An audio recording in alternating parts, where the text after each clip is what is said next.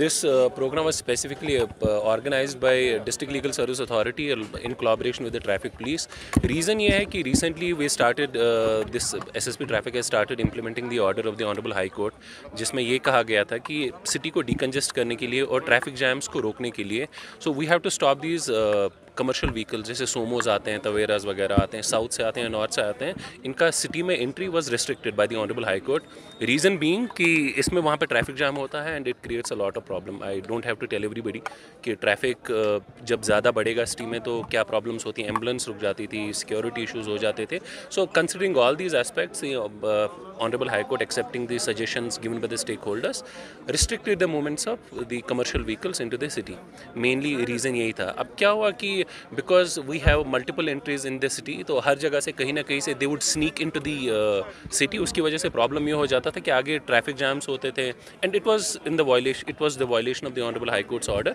So considering that the violation is taking place at a greater extent and it's creating a huge problem, तो SSP traffic has started implementing the order of the honourable high court and by then they started seizing the vehicles, which is the right thing. क्योंकि जब आप court का order violet करते हो, आप सिर्फ you are not only violating the order of court, you are not only liable for the contempt, but आपकी vehicle specific direction से हाई कोर्ट की, वो जैसे आप नो एंट्री में जाते हैं तो व्हीकल सीज हो जाती है. तो वो सीज़ कर रहे थे. उसकी वजह से थोड़ा कन्फ्यूजन था लोगों में, ये था कि शायद पुलिस खुद कर रही है या they are seizing our vehicles without any reason. तो ये अवेयरनेस प्रोग्राम जो था, इसका मेनली दो पर्पज़ थे. एक, उनको बताना कि ये अथॉरिटीज़ अपने आप नहीं कर रहे थे, ये ऑनरेबल हाई कोर्ट की डायरेक्शन है. और रीज़न आप सबको मालूम है, क्योंकि सिटी में बहुत ट्रैफिक कंजेशन हुई थी और जहाँ पे हमें 5 मिनट लगने होते थे ट्रैवल करने में, वहाँ पे आधा घंटा लगता था. और ये सबके लिए प्रॉब्लम से, एक के लिए नहीं, ये it's an issue for everybody, not just for a single person.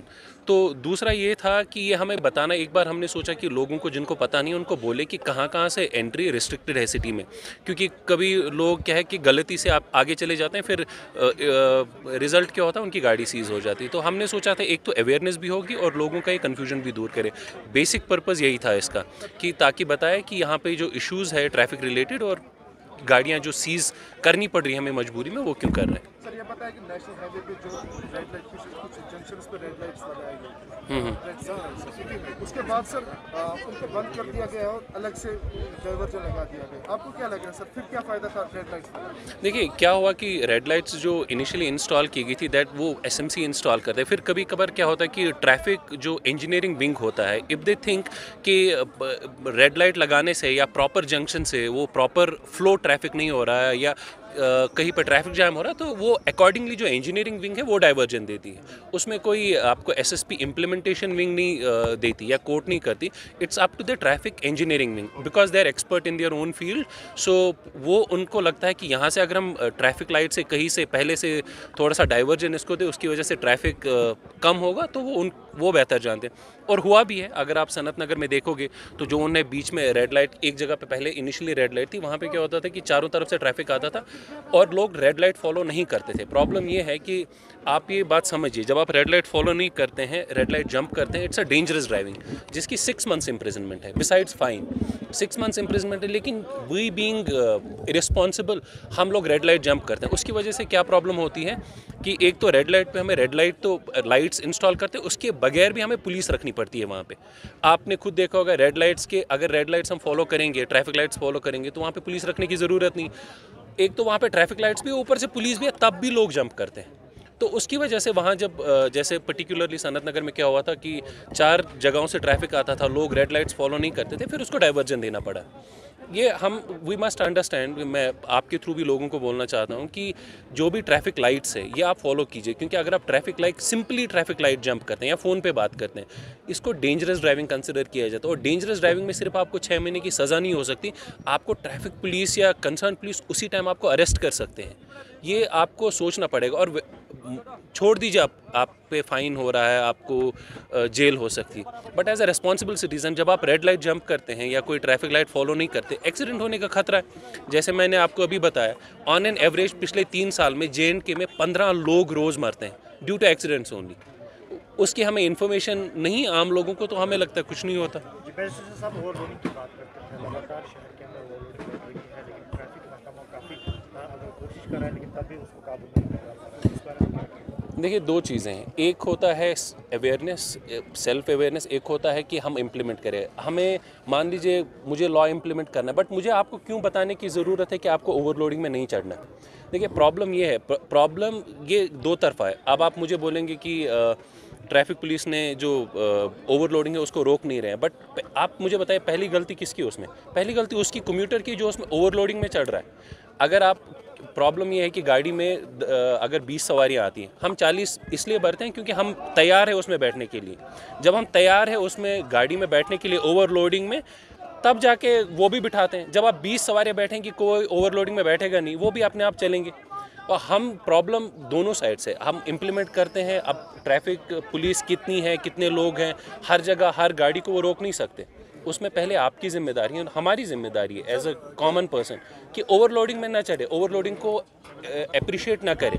हम खुद ही चढ़ते ओवरलोडिंग में। सर जो बीच में जो सवारियां होती हैं जिनको ओवरलोड में चढ़ना पड़ता है, जिनको गाड़ी नहीं मिलती है, अगर वो ओवरलोड में ना चढ़े तो फिर कहाँ जाएगी? तो मैं वही बताता हूँ आपको। हम जस्टिफाई कर रहे हैं ओवरलोडिंग में चढ़ना। ओवरलोडिंग में चढ़ना हम जस्टिफाई नहीं कर सकते। आप मान लीजिए अगर किसी मेटाडोर है कोई, उसमें 20 सवारियों की कैपेसिटी है। जब 20 सवारियों की 21वीं सवारी उसमें बैठेगी नहीं, तो उसके पास ऑप्शन नहीं होगा रुकने का। वो इसलिए रुकते हैं क्योंकि हम उसमें चढ़ते हैं। वो जब चला जाएगा तो दूसरी गाड़ी आएगी। अब दूसरी गाड़ी को भी मालूम है कि मुझे और 10 सवारियाँ एक्स्ट्रा बिठानी है। जब हम 10 सवारियाँ एक्स्ट्रा बिठाते हैं, फिर दूसरी गाड़ी भी नंबर पे आती नहीं। वो बोलते चलो पहले इसको 20-30 सवारियाँ एक्स्ट्रा भरने दो, फिर हम चलेंगे।